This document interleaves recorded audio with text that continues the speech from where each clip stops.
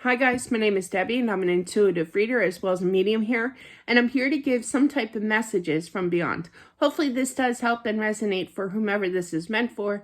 Let's get into it. So, interesting messages we've been having so far this week. I tell you, you never know what you're going to get. Hang on.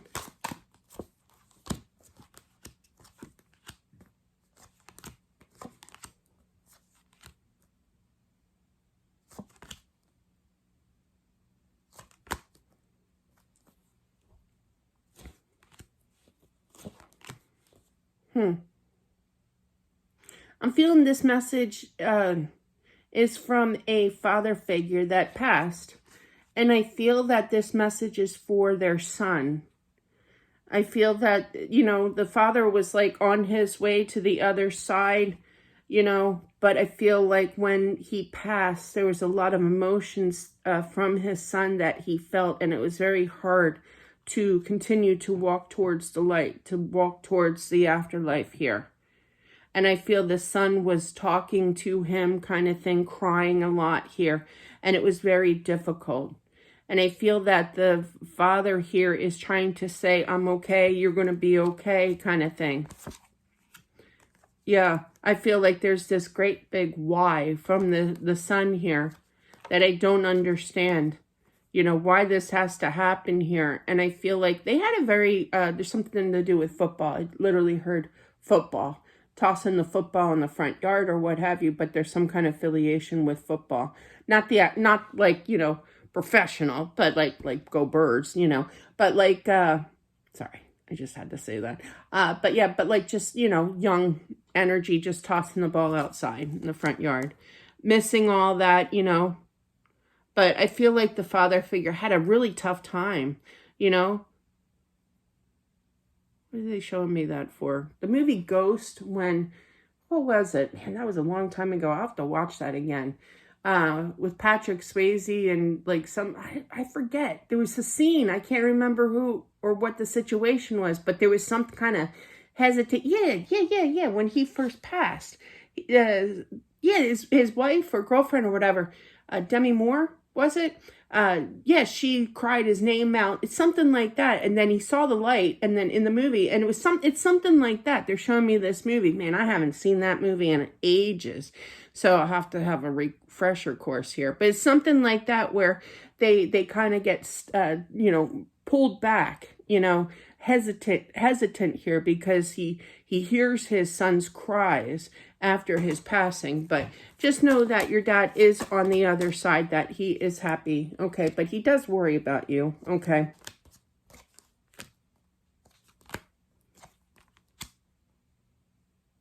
I feel like there's a lot of counseling for this son, okay? And I feel that the mother is going to do the right thing and try her hardest to communicate to him, even though she's going to struggle with this. But I do feel that there's counseling outside, to kind of end the mental anguish. It has to go further. My dad, when my mom passed away, story time.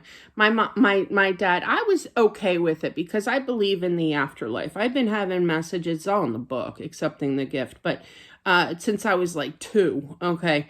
But I've been seeing spirits forever. My mom passed when I was 13, and my dad was the one really that didn't know how to handle it all, with me, didn't know what to do. So he automatically just sent me to a therapist to talk about it. And I'm like, what am I doing here? Like I didn't do anything wrong. Like I guess it was because I didn't really cry.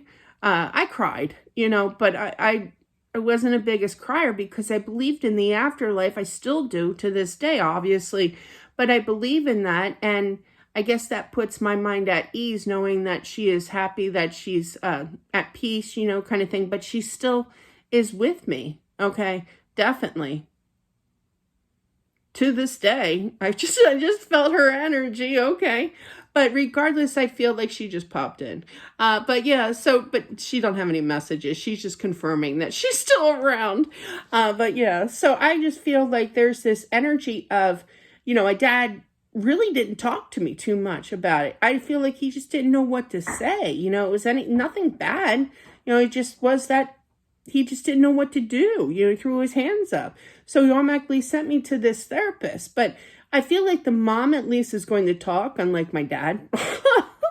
uh, after she passed, and so the mom's going to try to talk to him, but he's going to be kind of phased out, not really having any kind of good results, kind of just foggy in the mind kind of energy, not really getting through to him. He doesn't really want to talk kind of thing to her, being unsuccessful with that communication. But she's trying, you're trying here.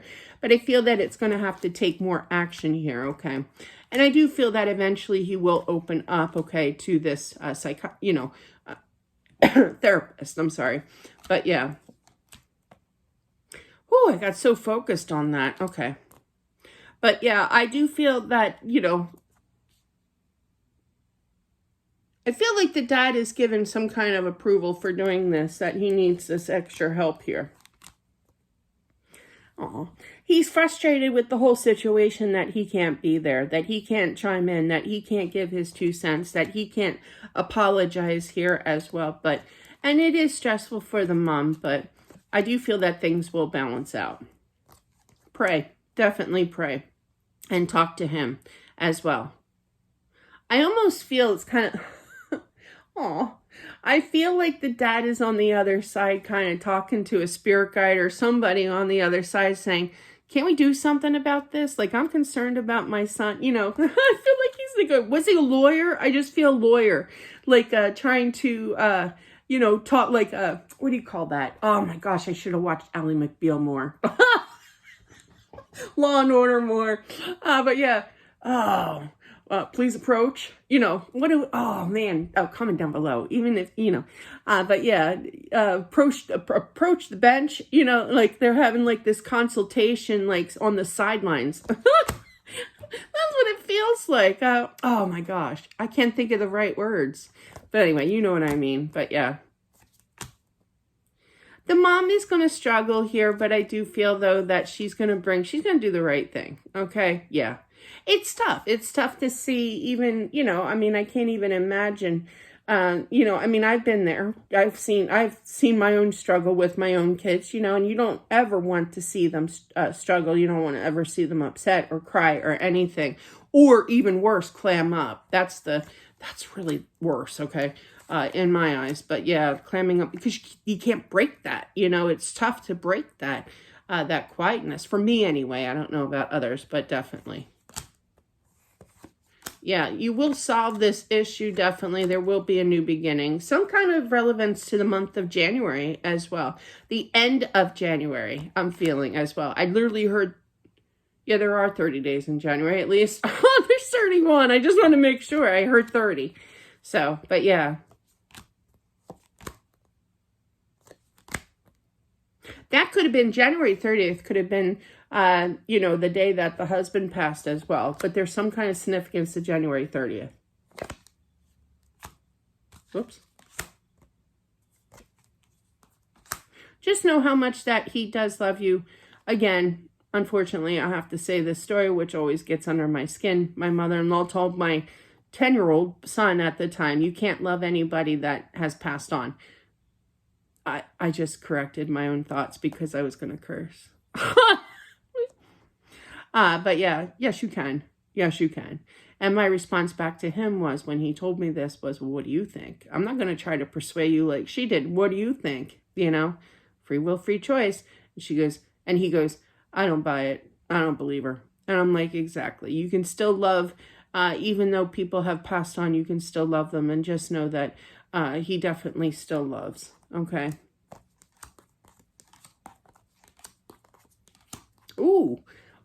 Okay. Now, Spirit knows a little bit of your future here in regards to the wife, that you are going to meet somebody in your life here, but there's this guilt of accepting this person, this new person, but I feel that you should go for it. Clarify that. Yeah, definitely. 9 of Swords, the 2 of Cups. But yeah, definitely I feel that, yeah, you'll be okay. It's just that initial, like they're showing me, they're showing me the time when, it was probably about 6-7 months after my husband passed, way too soon. And my friend, my Facebook friend, who was also my husband's Facebook friend, I can't say his name or location, right? He was out of state. And he's like, oh, you know what, Deb, we should date. And I'm like, what are you talking about? We're friends, well, it was attempted, it failed miserably, and I lost a friend. So, but anyway, my first reaction was, I can't, I'm married. And he laughed and he said, Deb, you're not married anymore. I'm like, brutal. Excuse me. But yeah, I was kind of insulted that he would say that to me, but I guess in reality I wasn't. But in my heart and in my mind, I was, even it's been 11 years. Sometimes I still picture myself married to my husband, but yeah, I don't know why that is, but there's just a strong connection. It's guilt too, especially with that 9 of Swords. But I do feel that, be on the lookout. It may, some kind of relevance to September. So you could be meeting this person in September, maybe not this year, but there's some kind of significance, or past, what have you. But there is some kind of significance to the month of September, whether you're going to meet this person then or what. I'm sorry that I'm not there. I know that you're having a tough time. I do watch out for you. I don't know what this is all, excuse me. I don't know what this is all about, but basically, I literally heard leave the front light on. To me, leaving the front light on is for precautionary sake. I don't feel like anybody's going to rob you or what have you. It's just for safety reasons. If you feel unsafe, turn on the outside light. That's what I'm feeling. I'm just going to say that. I don't feel that it's more of a security issue. It's more like, oh, my front light is on, so therefore I'm home, So this will keep the bad people out of my house and away from me, So it's more of a security thing. So if, I'm one of those, especially when I'm dealing with the afterlife. Oh, yeah. I mean, even mediums get scared, like they get spooked, definitely. But like if I hear a noise or if I feel an energy, I'm like, no, cover up your Alexa's ears because I'm going to do it. I'll be like, Alexa, Deb's light on. She'll turn on my light. And I'm like, I feel better now. Yeah, there are times in the middle of the night, especially between 3 and 5. It's all in the book. That's the witches. They call it the witches hour. That's when the veil is most thin. That's when spiritual activity takes place. And I feel creepy energy. You're darn right. Alexa and I are going to have a conversation. But yeah, I forget where I was going after that story, but yeah, I do feel that, oh goodness me, I feel that there's definitely visitation here, not 24/7, there's going to be times where they cannot present themselves, they cannot be there, but for safety reasons, for feeling more comfortable. It's kind of like that Alexa story, and I'm sorry if all your Alexas are going off right now. That happens, believe me. I've been there, done that with TikTok and every other video. When they say it, mine goes off too. But I apologize for that. But yeah, if you feel unsafe, turn on a light. I feel like the outside porch light is definite a message here. But with that lovely, Alexa story, if you feel creepy, if you feel like you have eyes on you, just turn on the light, okay? And it's not saying the boogeyman's underneath your bed or anything. It's just that, spirits do go after our energy, and they do go after the energy of our own electricity in the home. So if you put on that light, they're not going to be able to, stick around, okay, with that energy. It's interesting. That's all in the book too. But yeah, do check out the book. Absolutely. Not a free plug here, but sorta. It's a good book. Definitely do check it out if you have time. That link is down below in the comment section. It's always pinned there, as well as in the description box. Thanks, guys, for watching. I do appreciate it, as always. Don't forget to subscribe as well. Smashing that like button, it definitely helps out with my channel. And I'll talk to you soon. Bye.